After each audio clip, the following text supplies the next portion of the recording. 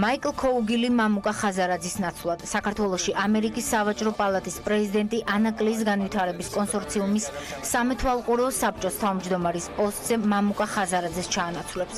კონსორციუმს ტოვებს ბადრი ჯაფარიძეც, როგორც რამდენიმე საათის წინ გავრცელებული განცხადებიდან ირკვევა. კორპორაციული ფორმალობების გავლის შემდეგ ანაკლიის განვითარების კონსორციუმში საბჭოს რიგითი წევრების პოსტს საერთაშორისო იურიდიული ფირმის დენტონსის უფროსი მრჩეველი თედ ჯონასი და კონკორდ კაპიტალის პრეზიდენტი ჟან პატრიკ ვუაზა დაიკავებენ. ანაკლიის ღრმაწლოვანი პორტის პროექტი ბევრად მეტია ვიდრე მე და ბადრი.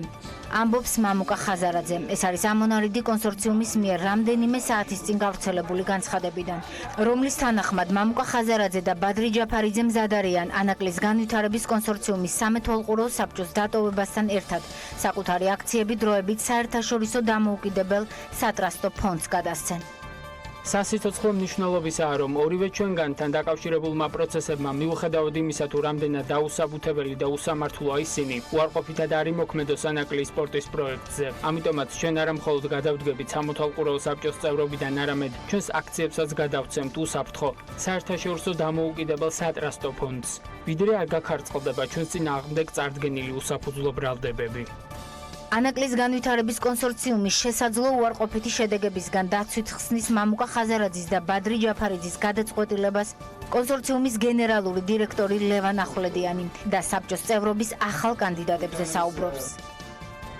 ჩვენი სამეთვალყურეო საბჭოს წევრობის კანდიდატები საერთაშორისო ბიზნეს და პროფესიულ წრეებში განსაკუთრებით ამ რეგიონში კარგად ცნობილი პირები არიან, რომლებიც სამეთვალყურეო საბჭოს მნიშვნელოვანი უნარებითა და გამოცდილებით გააძლიერებენ. სამეთვალყურეო საბჭოს წევრობის კანდიდატებს წარმოადგენენ ამერიკის შეერთებული შტატების 2 მოქალაქე და საფრანგეთის 1 მოქალაქე, რაც უზრუნველყოფს ამერიკული და ევროპული ინტერესების მაქსიმალურად წარმოჩენას ანაკლიის სპორტის პროექტში.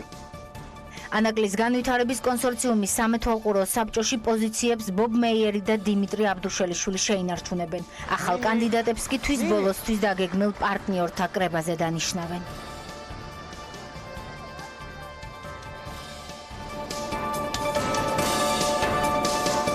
საღამომშვიდობის საქმის კურსი დღის შემაჯამებელი გამოშვებით ბრუნდება ეთერში, რომელსაც ბექა ბაციკაძე წარმოგიდგენთ. გაიზრდება თუ არა მედიკამენტების ფასები და როგორ აისახა ლარის ბოლო თვეების გაუფასურება ბაზარზე. რამდენიმე დღის წინ გამოქვეყნებული ინფლაციის მაჩვენებელმა წლიურ ჭრილში ფასების 4,6%-იანი ზრდა აჩვენა სურსათის და პირველადი მოხმარების პროდუქტების იმპორტიორებმა უკვე დაანონსეს ფასების ზრდა. როგორია მდგომარეობა მედიკამენტების ბაზარზე? სალომე მეცხოვარიშვილი შემოგვიერთდება ეთერში. სალომე, საღამომშვიდობის გისმენთ. საღამომშვიდობის ბექა. გაძვირდა თუ არა მედიკამენტები? წამლების დიდი ნაწილი საქართველოში იმპორტირებულია, შესაბამისად ბუნებრივია, რომ ლარის კურსის გაუფასურება იმპორტირებულ პროდუქციასაც გააძვირებდა. მოდი ჯერ სტატისტიკას ჩავხედოთ. მედიკამენტები და სამედიცინო მომსახურება ის ჯგუფია, რომელზეც პრაქტიკულად ყოველთვე ფიქსირდება ფასების ზრდა წლიურ ჭრილში. ივლისისთვის მონაცემებს თუ შევხედავთ, ნახავთ, რომ 4,6%-იანი ინფლაციაში ფასების ზრდას ჯანდაცვის სექტორში 0,29% პუნქტიანი წვლილი ჰქონდა. უშუალოდ სამედიცინო პროდუქციაზე, აპარატურასა და მოწყობილობების ქვეჯგუფში კი ფასები თითქმის 5%-ით გაიზარდა. პსბ ჯგუფის დამფუძნებელი და პარლამენტარი კახა ოქრიაშვილი BMG-სთან ამბობს, რომ მედიკამენტების ფასები ყოველთვის მიყვება ლარის კურსს, თუმცა ბოლო რამდენიმე დღის განმავლობაში ლარი გამყარდა, შესაბამისად ცვლილება ჯერ არ დაფიქსირებულა. ბიზნესმენი ამბობს, რომ წამლების გაძვირება იმ შემთხვევაშია მოსალოდნელი, თუ ლარის კურსი დოლართან მიმართებით 3 ლარიან ნიშნულს გადაცდება. თუ 2015 არას და იმედი მაგდა ვთვლი, რომ ახალ წლამდე წესი თუ უნდა იყოს 2085-ის ფარგლებში, მაშინ მედიკამენტების ფასები არ შეიძლება. ტოტალური ესეთი გაძვირება არ მოხდა. შეიძლება ზოგიერთ მედიკამენტზე სადაც მარჟინალობა დაბალი იყო, შეიძლება შესაძლებელი სასმასუბრად არ ვიცი, იყო რაღაცა სივილება. სტატისტიკისგან განსხვავებით ბიზნესმენი და პსბ ჯგუფის დამფუძნებელი ამბობს, რომ მედიკამენტების ფასები მკვეთრად არ შეცვლილა, თუმცა მოსახლეობის გამოკითხვის შედეგები სხვა საჩვენებს. აღმოჩნდა ისიც, რომ ჩვენს მიერ გამოკითხული მოქალაქეების დიდი ნაწილი არ იყენებს სახელმწიფო პროგრამას, რომელიც სიმბოლურ ერთგვარად მათ ქრონიკული დაავადებების მკურნალობისთვის მედიკამენტების შეძენის შესაძლებლობას აძლევს. წელს ამ მიმართულებით 20 მილიონი ლარია გამოყოფილი და ვნახოთ, რამდენად აითვისებს ამ თანხას ჯანდაცვის სამინისტრო, მით უმეტეს, რომ ჯანდაცვის წინა მინისტრი დაუცავით სერგეენკო 7 წლიანი მინისტრობის შემდეგ, როგორც ამბობენ, სწორედ ამ პროგრამას გადაყვა. ადრე თუ ხარჯავდი 50 ლარს, ეხლა 70 ლარს ხარჯავ. არ სარგებლობთ სპეციალური პროგრამით, რომელიც ქრონიკული დავა. იცით არ შედის ის medikamentები, ჩემი medikamentები, რატომღაც არ შედის. რაღაცა იაფფასიანი ისინი შედის medikamentები. გაიზარდა 5 ჯერ. რამდენს ხარჯავდით დაახლოებით და ახლა რამდენი? მე არ ვიცი რამდენს ხარჯავდი დაახლოებით, მაგრამ ძალიან ბევრს ხარჯავ ახლა. ზოგს ვერ ვყიდულობთ. მე რასაც ვყიდულობ, იმაზე არ არის შეცვლილი, წნების დამწერლობ, სხვაზე არ ვიცი. გვაინტერესებს თქვენი აზრი ბოლო პერიოდში, არ ბოლო თვეების განმავლობაში თუ გაიზარდა ფასები, როგორ ძალიან გაიზარდა. აი დაახლოებით რა თანხა გჭირდებათ ყოველთვიურად? მე ჩვენ ავანტომები ვართ სახში და ალბათ ერთი სუმცირეთ 60-70 მაინც. მე და ჩემი ქმარს ერთად 200 ლარი მაინც ჭირდება. ბოლო პერიოდში არის გაზრდილი ეს ფასები? ძალიან. წნევის სასაფსო, წნევის წამლებმა გაიზარდეს, მაგრამ ეხლა თქვენს რომ რაღაცა წამლებიო ისევ იგივე ფასად იქნება თუ რაღაც უფრო დააკდება და კონკრეტულად ვერ გეტყვით, იმიტომ რომ გაუგებარია. ძალიან დიდ ფასებთან არის დაკავშირებული ყველაფერი ესე. დაახლოებით რამდენი ხანია რაც მოიმატა? ეს ლარის კურსთან არის კავშირში, როგორ ფიქრობთ თუ? მე მგონი ლარის კურსთან არის დაკავშირებული და აწი მე მგონი თუ ლარს დაუკლეს, მაინც იქნება ეს ფასები. როგორია სპეციალისტების მოლოდინები და შეფასებები, თუ ეროვნული ვალუტა არ დასტაბილურდება სექტემბრიდან, მედიკამენტებზე შესაძლოა ფასები გაიზარდოს. ამის შესახებ ფარმაცევტული კომპანიების ასოციაციის პრეზიდენტი რინა ჭელიძე აცხადებს. სპეციალისტი ვატო სურგულაძე კი ამბობს, რომ ბოლო 1 წლის განმავლობაში რიგ მედიკამენტებზე ფასები 18%-მდე გაიზარდა. არის გარკვეული ფარმაცევტული ნაწარმი, რომელიც 400%-იდაც არის გაძვირებული მისი შეფასებით. ნებისმიერი კურსის შეცვლა გამოიწვევს მედიკამენტების ფასის ზრდას და ეს არც კარგი არც ცუდია. ეს არის ნორმალური მოვლენა, იმიტომ რომ კომპანიები, რომლებიც საქართველოში არსებობენ, რა თქმა უნდა, თავის წაგებაზე არ წავლენ. მით უმეტეს იმ სიტუაციაში, როდესაც 80% მეტ ბაზარი ეკუთვნის 60 კომპანიას. ბოლო 1 წელი რო ავიღოთ, სადღაც საშუალოდ 15-18%-ია და რატო ახლა საშუალოდ რატო ვიძახე? იმიტომ რომ ეს მედიკამენტები, რომელიც საერთოდ არ იზრდება ფასი, თქვა, ეს იქნება იოდი, ბინ, ისეთი რა არის მედიკამენტები, რომელიც სერიოზულად ფასი იზრდება. არის მედიკამენტები, რომელიც 2017-დან გაიზარდა 400%. ძალიან დიდი პანიკა გამოიწვია, როდესაც გახდა დოლარის კურსი 3 და ევრო მაიწია 2.35 წესებით. და უკვე ეს ისეთი ნიშნული იყო, რომელიც აი ძალიან ისეთ გადახედვას მოითხოვდა ჩვენი მხრიდან, იმიტომ რომ ძალიან ბევრი მედიკამენტების ფასის თვითღირებულების მაჩვენებლით წავიდა უკვე მენოში. მოკლედ, ვითარება ასეთია, ლარი ბოლო თვეებია გაუფასურების ტრენდს აჩვენებს, რაც რეალურად არაერთი თვის წინ, არამედ თებერვალში დაიწყო. ერთი თვის წინ კი ეგრეთ წოდებული გავრილოვის ღამის შემდეგ მართლაც მკვეთრი მერყეობა აჩვენა ეროვნულმა ვალუტამ.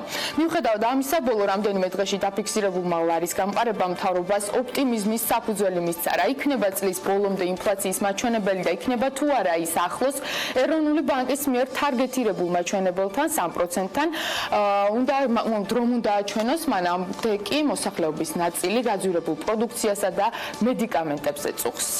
მადლობა ზალოე მეცხარიშვილს. ასევე გაძვირებულ პროდუქტებზე უნდა ვისაუბროთ და ლარის კურსის გავლენაზე. ერთი ტომარა ფქვილისფასმა ბოლო 10-12 დღის განმავლობაში ლარის გაუფასურებიდან გამომდინარე 1-2 ლარის ფარგლებში მოიმატა. ჯერჯერობით ალბათ შემდგომი გაძვირება არ იქნება, თუ ლარმა ისევ არ დაიწყო გაუფასურება. ამის შესახებ საქართველოს ხორბლის და ფქვილის მწარმოებელთა ასოციაციის აღმასრულებელმა დირექტორმა ლევან სილაგავამ განაცხადა, როგორც სილაგავა აცხადებს, ბიზნესმა ვერ დაინახა ორიენტირები სტაბილური იქნებოდა თუ არა ლარის კურსი და გაგრძელდებოდა თუ არა გაუფასურება. ხის სხვა თემების შესახებ სამშენებლო კომპანია ტერაბილდინგმა მერის წინააღმდეგ საქალაქო სასამართლოში სარჩელი შეიტანა. ტერაბილდინგის და მერის დავა საქმის კურსის მაყურებლისთვის უკვე კარგად ნაცნობია, რომელიც ჩვენი ეთერების საშუალებით არაერთხელ გაგვიშუქებია. ანუკა ჯოხაძე გვერდდება განახლებული ინფორმაციით. ანუკა, საღამომშვიდობის. დექა გამარჯობა. სანამ ჩვენი რუბრიკის დღევანდელ რესპონდენტს მოусმენთ, მანამდე მაყურებელს მინდა შევახსენო ტერაბილდინგის საქმე, რომელსაც ბექა როგორც შენახსენე, BMG უკვე დიდი ხანია აშუქებს. ვაკურდებით ამ კუთხით მიმდინარე მოვლენებს და დღეს სწორედ განახლებული ინფორმაცია ინფორმაციით დაგიბრუნდით. ტერა ბილდინგი კუთვნილ მიწის ნაკვეთზე მშენებლობას ვერ იწყებს, რადგან გენგეგმის დამტკიცების შემდეგ გაირკვა, რომ მშენებლობისთვის განკუთვნილ ერთ-ერთ ტერიტორიას რეკრეაციული ზონის სტატუსი მიენიჭა. კომპანიის დირექტორი ლელა მაზანაშვილი სწორედ ჩვენი ეთერის საშუალებით რამდენიმე თვის წინ აცხადებდა, რომ ტერიტორია ამჟამად ლანდშაფტური ზონის ქვეშაა და აქ ხმელთაშუა ზღვის კუც კი ბინადრობს. ბიზნესმენს თბილისში ნინო ჟვანიას ქუჩაზე მიწის ორი ნაკვეთი ჰქონდა ნაყიდი, ერთი $200,000, ხოლო მეორე $400,000, სადაც დაბალსართულიანი კორპუსების მშენებლობას აპირებდა. მაზანაშვილი გენგეგმის დამტკიცების შემდეგ მერიისგან ტერიტორიისთვის ტყის სტატუსის მოხსნას ითხოვს. უფრო მეტიც, საქმე საქალაქო სასამართლოდაც მივიდა.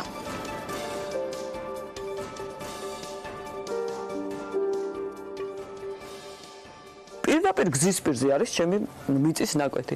ჩემი მიწის ნაკვეთის თავზე მიდის, არ ვიცი, სასწავლო მშენებლობა, გვერდზე მშენებლობა, ყველგან მშენებლობა აირგვლევ და მაინდა-მაინც აქ არ შეიძლება. ეს არის ძალიან დიდი უპასუხისმგებლობა.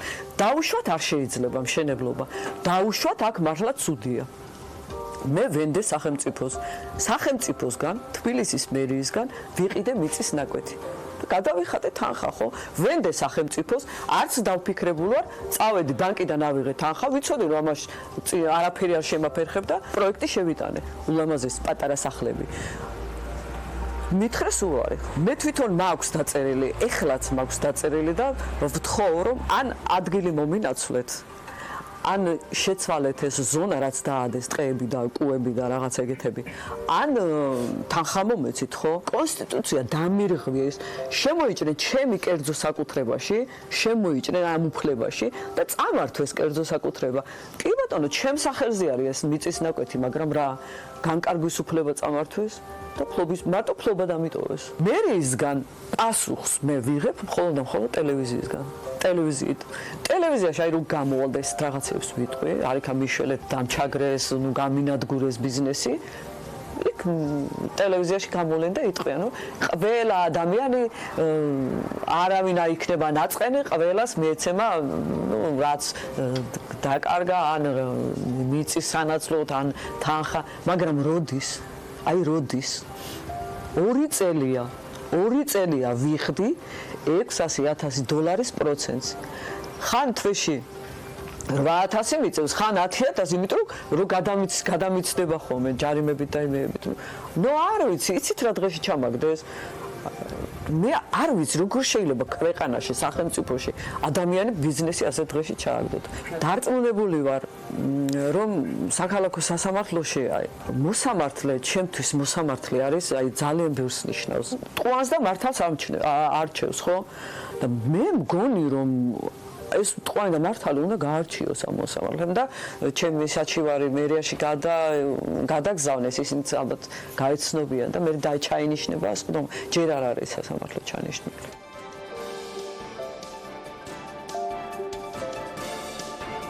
ჩვენ რა თქმა უნდა მოპასუხე მხარესაც დაუკავშირდით. თბილისის მერიაში აცხადებდნენ, რომ დეველოპერ ჟვანიას ქუჩაზე მშენებლობისთვის განკუთვნილ ტერიტორიაზე მხოლოდ რეკრეაციული ზონის განსაზღვრის პრობლემა არ აქვს და ის გეოლოგიურად საშიშ ადგილს წარმოადგენს. თუმცა ამის საპასუხოდ მაზანაშვილი ამტკიცებდა, რომ კვლევების საფუძველზე ამ ადგილზე არანაირი საშიშროება არ არსებობს. მისივე თქმით, ამ მიწის ნაკვეთის ირგვლივ არაერთ მშენებლობას შეხვდებით. პრობლემა კი კონკრეტულად ტერა ბილდინგს შეექმნა. თბილისის მერის მოადგილის მაია ბითაძის განცხადებით, მერიამ ჰიდროგეოლოგიური კვლევა შეუკვეთა, რომელმაც ჟვანიას ქუჩის მიმდებარედ არსებული ტერიტორია გამოიკვლია. შეუკვეთა დეტალური კვლევა, დეტალური ჰიდროეკოლოგიური და ჰიდროგეოლოგიური, საინჟინრო კვლევა, რომელმაც გამოიკვლია ორივე ფერდი, ძალიან დიდი ტერიტორია, დაწყებული ჟვანიას ქუჩიდან ორივე ფერდი და კუსტპამდე დამთავრებული და გეოლოგიური და ჰიდროლოგიური თვალსაზრისით ჩვენ მივიღეთ ზუსტი სურათი. ერთი ზუსტი სურათი მივიღეთ იქ უკვე დაწყებულ მშენებლობასთან დაკავშირებით, რომელმაც ქვათაცვენისთვის აუცილებლად დამატებითი ღონისძიებები უნდა გამართოს, ასევე მივიღეთ აქეთ მარცხენა ფერდზე მიმდინარე მშენებლობასთან დაკავშირებით, რომელსაც კედლები არის გასამაგრებელი. სხვა შემთხვევაში ჩვენ უკვე აშენებულ კორპუსებთან მიმართებით კატასტროფულ მდგომარეობას მივიღებთ. ტერაბილდინგის დამფუძნებლის თქმით, თბილისის მერიას მათთვის არც ადგილმონაცვლეობა და არც კომპენსაცია არ შეუთავაზებია. თბილისის მერის მოადგილის მაია ბითაძის განცხადებით, აქამდე თბილისის მერია კვლევის შედეგებს ელოდებოდა, რათა ბიზნესისთვის ადგილმონაცვლეობა შეეთავაზებინა. ახლა კი იმის გათვალისწინებით, რომ საქმე საქალაქო სასამართლოშია, მერიას სასამართლოს გადაწყვეტილებას ელოდება. ჩვენ ეს გენგიგმაში გვწერია და გენგიგმაში რომ წარ გვეწეროს ეს კონსტიტუციური უფლებაა, რომ ადამიანთან რომელსაც საკუთრების გამოყენების უფლებას არ აძლევს, მას უნდა მოუნაცვლო ტერიტორია, ეს 2x2-4-ია და იყო საუბარი, მოდი დაველოდოთ, იმიტომ რომ იქ სხვა ბევრი მესაკუთრე ელოდება, იქ არ არის მხოლოდ ტერაბილდინგის პრობლემა, იქ ბევრი სხვა მიმდინარე მშენებლობის განაცხადი იყო, რასაც ჩვენ ვარი უთხარით. მოდით დაველოდოთ შედეგებს, რა სიტყვის კვლევა საბოლოო ჯამში და მერე დავიწყოთ პროცედურა მონაცვლეობაზე, ან მოგცემთ მშენებლობის ნებართვას კვლევის შედეგებიდან გამომდინარე, თუმცა ეს მომენტი არ იქნა გამოყენებული, იქნა გამარტებული ისე, რომ ჩვენ იქ ადგილზე ვიზუალურად არ ვეთანხმებოდით მშენებლობის განაშენიანებას. ფაქტია, მერიას თავისი არგუმენტები აქვს, თუმცა ბიზნესს გაუფასურებული ლარის პირობებში ყოველდღიურად კიდევ უფრო ურთულდება სესხის პროცენტის გადახდა. სესხის საერთო მოცულობა კი ლელა მაზანაშვილის თქმით დაახლოებით 9 მილიონი ამერიკული დოლარია. მადლობა ანუკა ჯოხაძეს ინფორმაციის განახლებისთვის. 2019 წლის იანვარ-ივნისში საქართველოს საერთაშორისო ტურიზმიდან 1.5 მილიარდი დოლარი შემოსავალი მიიღო. ივლისისთვის მაჩვენებელი სავარაუდოდ ერთ კვირაში გახდება საჯარო, თუმცა უკვე ცნობილია საერთაშორისო ვიზიტორების და ტურისტების დინამიკა, როგორც ივლისში, ისე წლის პირველ ნახევარში. კერძოდ ივლისში უпростоრად საერთაშორისო ვიზიტორების ვიზიტები 7.7%-ით გაიზარდა, ხოლო ტურისტულ რიცხვებში კი 2.9%-იანი ზრდა დაფიქსირდა. აღსანიშნავია, რომ პირველ ორ კვარტალში თითქმის 27%-იანი ზრდა დაფიქსირდა ევროკავშირის ქვეყნებიდან, რაც დღეს ტურიზმის ეროვნული ადმინისტრაციის ხელმძღვანელმა მარიამ ქრივიშვილმა წარმატებული მარკეტინგული კამპანიებით ახსნა.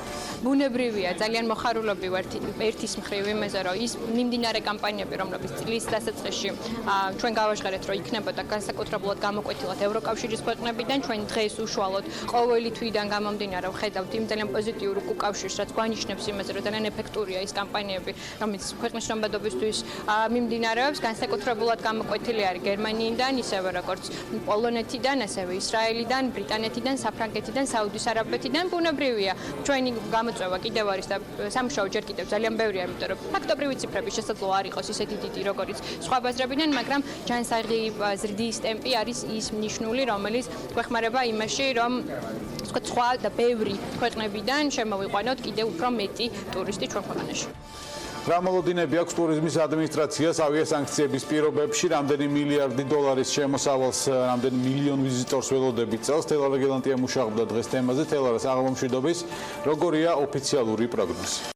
ბექა, გამომდინარე იქიდან, რომ ივლისში საერთაშორისო ტურიზმიდან მიღებული შემოსავლების სტატისტიკა ჯერ ეროვნულ ბანკს არ გამოქვეყნებია და ის საჯარო სავარაუდოდ ერთ კვირაში გახდება დღეს. ტურიზმის ეროვნული ადმინისტრაციის ხელმძღვანელმა განახლებული პროგნოზის გაკეთებისგან, ასე თქვა, თავი შეიკავა, მაგრამ ბუნებრივია, ჩვენ გვახსოვს ბოლო ერთი თვის განმავლობაში ეგრეთ წოდებული ავიასანქციების დაანონსებიდან გაკეთებული პროგნოზები მთავრობის ეკონომიკური გუნდიდან, მათ შორის ეკონომიკის მინისტრის მხრიდანაც, როცა ნათია თურნავამ თქვა და შემდეგ სხვაებიც იმეორებდნენ, რომ ზარალი იქნებოდა 2 მილიარდი ლარის ფარგლებში. პირველ რიგში მაშინაც გვეუცნაურა და ქონდა კითხვები, რატომ ითვლიდნენ პოტენციურ ზარალს ლარებში და არა დოლარებში. და თან რატომ მთელ წელზე და იმ დაშვებით თუ არც ერთი რუსი ტურისტი არ შემოვიდოდა საქართველოში და ხომ არ იყო ეს ერთგვარი შეგნებული გზავნილი, თუმცა ფაქტი ისაა, რომ ავიასანქციებიდან ერთი არასრული თვის პირობებში ჯამურად ტურისტებში 1%-იანი ზრდა ჰქონდა ივლისში. უშუალოდ რუსეთიდან საერთაშორისო ვიზიტორების ვიზიტები კი შემცირდა 6.4%-ით, ხოლო უშუალოდ ტურისტული მიზნით განხორციელებულ ვიზიტებში კი კლება გვაქვს თითქმის 15%.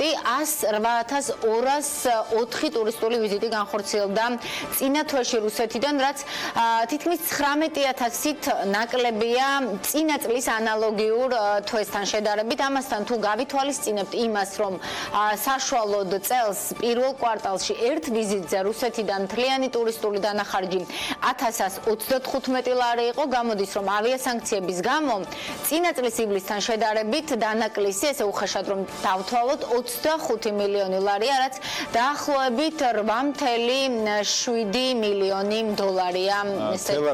ანუ ეს იმ დაშვებით თუ წელსაც რუსეთიდან იმდენივე ტურისტი შემოვიდოდა, რამდენი შარშან ივლისში. დიახ, ბექა, სწორედ ამ დაშვებით ზრდის გარეშე ისე შარშან ჯამურად რუსეთიდან ვიზიტორების 22%-იანი ზრდა ჰქონდა და დაინტერესებულებს შეუძლიათ, რომ აი აქედანაც გამომდინარე გააკეთონ გარკვეული დაშვებითი გათვლები. მოკლედ 2 მილიარდ ლარიან პოტენციურ ზარალზე მთავრობის ცნობილ message box რომ დავუბრუნდეთ, ისევ ამ სიტუაციაში კიდევ უფრო უცნაურია რა იყო ამის მიზანი.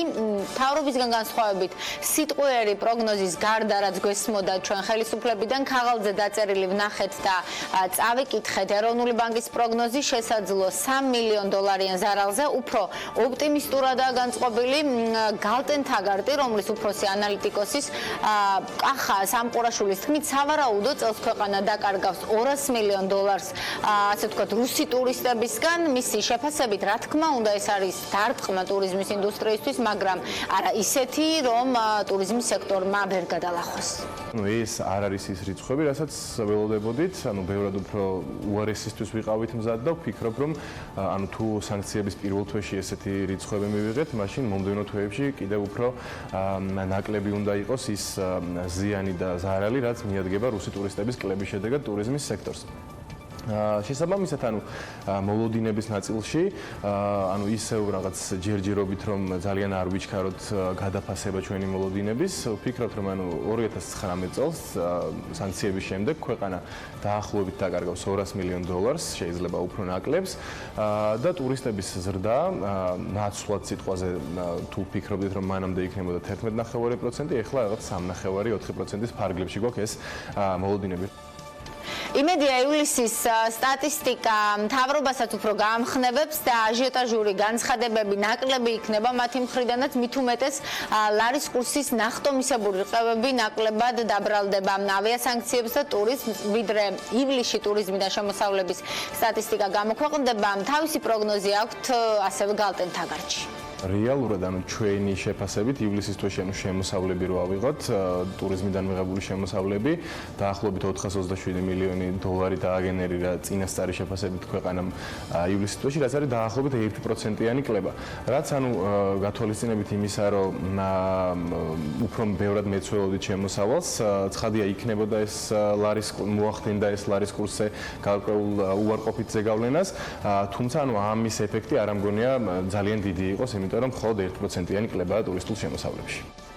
გალტენ თაგარტის უფროს ანალიტიკოსთან ჩვენ ასევე ვისაუბრეთ ინდოეთის და ირანის ბაზრებზეც. ეს უკანასკნელი არის ტოპ 15 ქვეყანას შორის, საიდანაც ყველაზე მეტი ვიზიტორი სტუმრობს საქართველოს, მიუხედავად იმისა, რომ საქართველოში ყველაზე ხშირად სწორედ ირანის მოქალაქეებს აბრუნებენ უკან და წლის პირველ ნახევარში კლება იყო 57%. ხშირად მსმენია შემთხვევებზე, როდესაც ინდოეთიდან დიდი ჯგუფი მოდიოდა და შემდეგ უკან ბრუნდებოდა და როდესაც არ ვიცი ერთ თვითმფრინავს უკან გააბრუნებ, მე ძალიან რთულია, რომ ზოგადად იმ ქვეყნიდან სხვა ტურისტები შემოიყვანო ქვეყანაში და იგივე ირანის შემთხვევაში, ხედავდით ბოლო წლების განმავლობაში, რომ ერთ-ერთი ახალი ბაზარი გაჩნდა ჩვენ ქვეყანაში, ბაზარი, რომლის გაჩენის აუცილებლობაზე სულ საუბრობთ ყველა, ვინც ამ სექტორში რაღაც ფორმით მაინც არის ჩართული. და დღეს ხედავთ, რომ ეს ბაზარი ნელ-ნელა ქრება საერთოდ და ცოტა ხანში ალბათ ძალიან დაბალ რიცხვებს მიაღწევს უკვე ირანიდან ვიზიტორების რიცხვი და შესაბამისად ვფიქრობ, რომ მალე უნდა გადაიდგას ეს ნაბიჯები, რომ როგორმე შევინარჩუნოთ ეს ბაზარი. რაც შეეხება ინდოეთს, ძალიან დიდი ქვეყანაა, ისევე როგორც ჩინეთი, პირდაპირ ავიამიმოსვლა იქნება ძალიან დიდი ნაბიჯი გადადგმული იქითკენ, რომ ამ ქვეყნებიდან უფრო მეტი ვიზიტორი მოვიზიდოთ და ალბათ წინასწარ პრევენცია იმის, რომ საბუთებში ან მსგავს საკითხებში თუ რამე პრობლემა, ეს ყველაფერი ამის შესახებ კარგად იყოს ინფორმირებული ინდოელი ტურისტი, რომ შემდეგ არ მოხდეს მათი საზღვრიდან გაბრუნება. მთავრობის ეკონომიკური გუნდი კი ირწმუნება, რომ მუშაობენ პრობლემების მოგვარებაზე, მაგრამ ფაქტია, მრიცხვები მაინც კლებას აჩვენებენ და პოზიტიური ტენდენცია ყოველ შემთხვევაში ჯერჯერობით არ ჩანს. და ბოლოს ისევ ავიასანქციების პირობებში მომუშავე მთავრობას რომ დაუბრუნდეთ, როგორც ცნობილია, ხელისუფლება პირდება მცირე და საშუალო ბიზნესს რომ დაეხმარება სესხის დაფარვაში, განსაკუთრებით ტურიზმის ინდუსტრიაში დასაქმებულ მცირე ბიზნესს, ვისაც ავიასანქციების გამო პრობლემები შეექმნათ და ეს პროგრამა 1 სექტემბერს ამოქმედდება, მაგრამ სხვა მთავარი დეტალები, მათ შორის კრიტერიუმები, ვის რა პრინციპით დაეხმარებიან, ჯერჯერობით უცნობია. გალტენ თაგარჩიც ყველაზე მეტად კრიტერიუმების ჩამოყალიბება ერთულებად და იმედოვნებენ, რომ ბიუჯეტიდან ამაზე დიდი თანხა არ დაიხარჯება. გარდა ამისა, კახა სამყურაშვილს უჭირს ასევე ახსნა მოუძებნოს, ასე ვთქვათ, მთავრობის იმ გადაწყვეტილებას, რომლის თანახმად ლონდონიდან და ბრიუსელიდან, როგორც ვიცით, 600,000 ევროთი დაასუბსიდირებენ ფრენებს. ვფიქრობ, რომ პირველ რიგში თუ სადმე მიმართულება უნდა იყოს საითად შეიძლება რომ ფული დაიხარჯოს იმისთვის, რომ მოკლევადიან პერიოდში ესეთი პრობლემები აღმოიფხოს, არის უფრო აღმოსავლეთ ევროპის პოსტსეპლთა ქვეყნები, ლიტვა, ლატვია, ესტონეთი, პოლონეთი, უკრაინა და ასე შემდეგ. იმიტომ რომ ზოგადად ამ ქვეყნებისთვის ძალიან ახლობელია ის პრობლემატიკა, რაც რის წინაშეც ჩვენ ვდგავართ და მათი დარწმუნება იმაში, რომ ჩამოვიდნენ, ძალიან ადვილი იქნება. მით უმეტეს თუ გავითვალისწინებთ იმას, რომ ანუ დასავლეთ ევროპელ ტურისტს ძალიან რთულად თუ ჩამოვიყვანთ 2 თვეში და 3 თვეში, იმიტომ რომ როგორც წესი განვითარებული ქვეყნის მაცხოვრებელი ტურისტი ძალიან დიდხანს გეგმავს თავის მოგზაურობას. ხო და აი ამ ფონზე რითი შეიძლება ეს ლონდონი და ბრიუსელი რამე არ ვიცი. არც ჩვენ ვიცით და პრინციპში ვერც ხვდებით ბოლომდე, მიუხედავად იმისა, რომ ნათია თურნავას მოადგილემ აღნიშნული ლონდონის ფინანსური ცენტრობით და ბრიუსელის ევროპის პოლიტიკური დედაქალაქის სტატუსით ახსნა. კარგად გვახსოვს, როგორ ახსნა პრემიერმა რუსეთიდან სატრანზიტო ფრენების ასევე 600,000 ევროთი სუბსიდირება.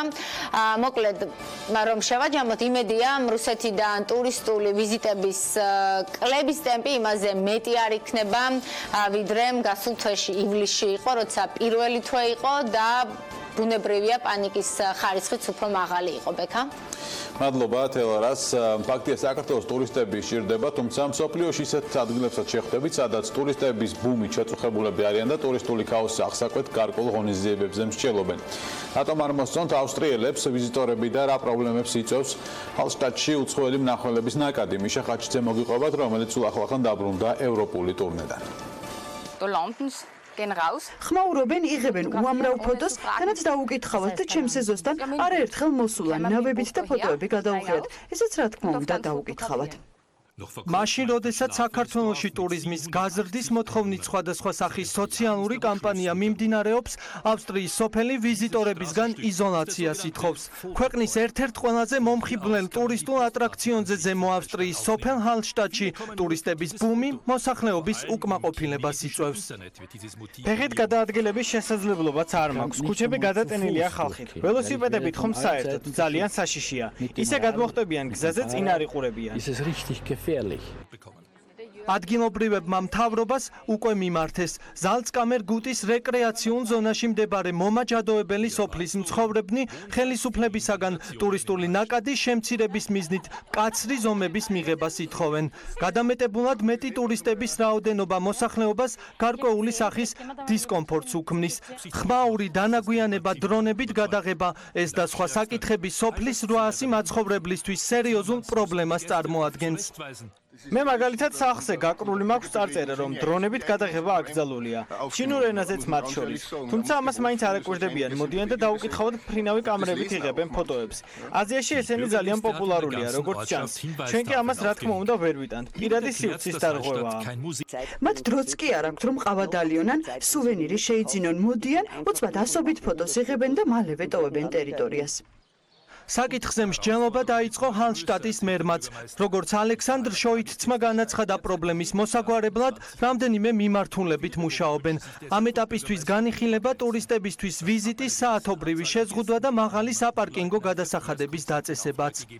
გარკვეულ შეზღუდვებზე მიდის მუშაობა. განიხილება ავტობუსებისთვის ლიმიტის დაწესების საკითხიც. ყოველწლიურად ჰალშტატს მილიონობით ადამიანი სტუმრობს. ზაფხულის სეზონზე ზღაპრულ დასახლებაში დღეში 7,000 ადამიანი ჩადის. გასულ წელს სოფელს 19,300 ტურისტული ავტობუსი და 193,000 ავტომობილი ესტუმრა. ამას გარდა აქ მოხვედრა გემებითაც არის შესაძლებელი, რომლებსაც წყლის მეორე მხრიდან რკინიგზის სადგურის მიმდებარე ტერიტორიიდან ყოველდღიურად უამრავი ტურისტი გადაჰყავთ. სოფელი განსაკუთრებული პოპულარობით ჩინელ დამთვალიერებლებში სარგებლობს. ძალიან მომწონს მთები, მდინარე, თვითონ სახლების სტილი. ულამაზესია. ულამაზესი ადგილია, აქ ჩამოსვლით ოცნება ავისხულე. ჩინელებს ჰალშტატი ისე მოსწონთ, რომ რამდენიმე წლის წინ ავსტრიული სოფლის დუპლიკატიც კი შექმნეს. სახალხო რესპუბლიკის გუანდონგის პროვინციაში სწორედ ჰალშტატის ანალოგი აქვთ, რომლის გაკეთებაც ჩინეთის მთავრობას 900 მილიონი ევრო დაუჯდა. გადაცემის ბოლოს სტარტაპ აიზე უნდა მოგიყვეთ, რომელიც AR აპლიკაციაა და მისი მთავარი იდეა კულტურის არამატერიალური ნაწილების, ურბანული ტრადიციების და სხვადასხვა ისტორიული ფაქტების 3D გამოსახულების შექმნა. აის მეშვეობით დამთვალიერებელს შეუძლია 3D ვიზუალში იხილოს ისეთი ისტორიული სცენები, როგორიც არის თბილისის დაარსების ისტორია, ძველი ქართული ტრადიცია, кейფი, ტიუზე და ასე შემდეგ. აპლიკაციის მიზანია თვალსაჩინო გახადოს ის ისტორიული ფაქტები და ტრადიციები, რომლებიც ექსპონატების სახით ვერ იქნება წარმოდგენილი. რა გეგმები აქვს სტარტაპს, ნახეთ ლევან თაღიაშვილის მიერ მომზადებულ სიუჟეტში. მუზეუმთან მუშაობის დროს გამიჩნდა ეგეთი იდეა, რომ 3D მოდელებით და ვირტუალური რეალობით აღმეწერა არამატერიალური თბილისური კულტურა დასაწყისისთვის და სამომავლოდ ეს იდეა გამეტანა გლობალურ ბაზარზე. ჯერ ავაწყოთ უკვე რამდენიმე 3D მოდელი, პირველ etapზე ვაპირებთ 25 ლოკაციის გაკეთებას. დაახლოებით 8 ლოკაციის 3D მოდელი უკვე აწყობილი გვაქვს და ეხლა დაფინანსების პერიოდში ვართ, სახელმწიფო ბაზარზე ვეძებთ ინვესტიციას. აპლიკაციის დასრულების შემდეგ იქნება ესეთი ფორმა, იქნება რუკა აპლიკაციაში, სადაც იქნება დატანილი ლოკაციები და როცა მომხმარებელი მივა ამ ლოკაციაზე, აპლიკაციას დაანახებს სმარტფონის კამერის მეშვეობით იქაურ ხეთს და ავტომატურად გაჩნდება იმ კონკრეტული ადგილისთვის შექმნილი 3D გამოსახულება. მაგალითად, ძველ თბილისში იყო ტიუზე кейფის ტრადიცია. და როცა მტკვართან ადამიანი მივა აპლიკაციას დაანახებს მტკვრის ხეთს და იქ გაჩნდება ავტომატურად ტიუზე მოკეიფე ყარაჩოღელები და შემდეგ ტექსტი, რომელიც ამაზე მოყოლა. და ვაპირებთ ასევე ადგილობრივი კერძების და ენდემური ჯიშების ფლორას და ფაუნასაც ხება 3D მოდელების შექმნას და მაგალითად თუ იქნახავს მომხმარებელი ხინკლის 3D მოდელს, მე იქნახავს, რომ ამ რესტორანში შეუძლია დააგემონოს ეს. და ერთად რაც გვჭირდება არის ფლოდი რესურსი, ამ ეტაპზე ტექნოპარკში გვაქვს შეტანილი განაცხადი 100,000 ლარს ვითხოვთ. და თანხმობის შემთხვევაში 6 თვეში პროექტი იქნება დასრულებული. ეს ახლა საკმარისია პირველი ეტაპისთვის, რომ აღიჭუროს თბილისი და რამდენიმე გარშემო ადგილი, მაგალითად სათოფლიაში დინოზავრს ვაპირებთ გავაკეთოთ და შემდეგ. მაგრამ შემდეგ უკვე ჩვენ შემოსავლით ვაპირებთ მინიმალურ დროში გავიდეს გლობალურ ბაზარზე და რაც შეიძლება მეტი ქალაქი ავგჭუროთ ამ ჩვენი იდეით. პირველივე 5 წელში ვგეგმავთ 4 დიდი ქალაქის აღჭურვას ტურისტულ ძლიერების, მაგალითად ფლორენცია და პარიზი. რა თქმა უნდა, უფრო დიდი ქალაქებია, უფრო მეტი შრომა იქნება საჭირო, მაგრამ როდესაც უკვე გუნდს ერთი გამოცდილება იქნება, უფრო გამარტივებული არის ყველაფერი.